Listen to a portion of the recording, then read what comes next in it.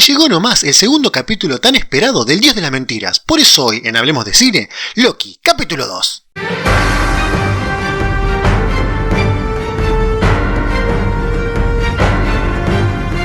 Después de un inicio a todo vapor, llega el segundo capítulo de Legends of Tomorrow.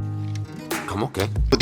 Loki, que después de habernos mostrado cómo sobrevivía el personaje, ahora nos metemos de lleno en cómo aparentemente comienza a trabajar en la Agencia del Tiempo para cazar a lo que sería una versión más mala que él mismo. ¿Te suena familiar? El capítulo comienza con un Loki malo matando a unos minuteros y robándole varios aparatitos con los que arreglan el tiempo. En otro lugar, Loki está aprendiendo cómo funcionan las cosas en la Agencia del Tiempo y se la pasa casi todo el capítulo hablando y no más que eso. Después de hablar y hablar, Owen y Loki se van al lugar donde mataron a todos los minuteros a ver si podían dar con el Loki malo, pero como es de esperar, ya no está ahí y se toman el palo de vuelta para la agencia. Bueno, ¿qué escritores tan flojos? Sí, eso es todo lo que pasa en los primeros 15 minutos del capítulo. No sé por qué, pero pegó un bajón de calidad argumental importantísimo.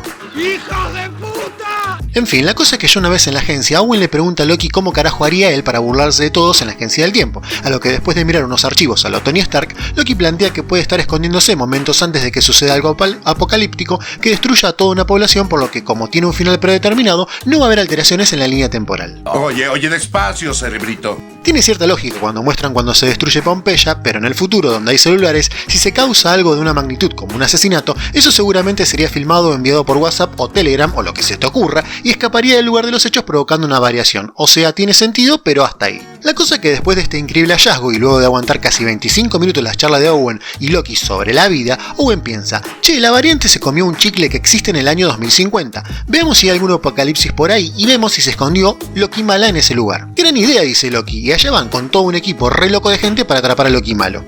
Al llegar allí, Loki se enfrenta cara a cara con él mismo. Bueno, por así decirlo, porque aparentemente está usando un hechizo para ir de cuerpo en cuerpo y después de tratar de charlar con él un rato y no ponerse de acuerdo, se nos revela que Loki malo puso así como una red en todos los artefactos que borran la línea temporal y los envía a diferentes puntos del tiempo para destruir lo que llaman la sagrada línea temporal. Qué problema, ¿eh? Y si eso podemos definir como el clímax del capítulo, agárrate, porque ahora se nos revela que en realidad Loki malo no es Loki malo, es Loki mala, es decir, una loquita. ¡Sos un hijo de puta!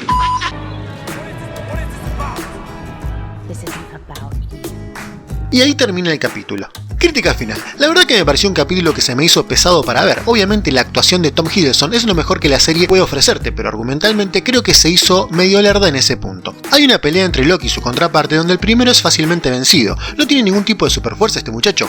Por otro lado, creo que hay que ajustarse al presupuesto porque a pesar de recuperar su magia, Loki la usa solamente 2 veces en todo el episodio. Se ve que la fuerza de Dios Disney es más fuerte. Algunos comentan una movida feminista de Disney, aunque otros mencionan que Lady Loki, o Loki en sí, tiene variantes de género en sus presentaciones en los cómics. La verdad, no sabría decirte, pero si lo sabes, déjalo en los comentarios. Abajo te dejo un enlace por si querés ver el capítulo. Comenta qué te pareció y dale un me gusta al video que me reayudas. Suscríbete y me haces un gran favor compartiéndolo. Chau chau.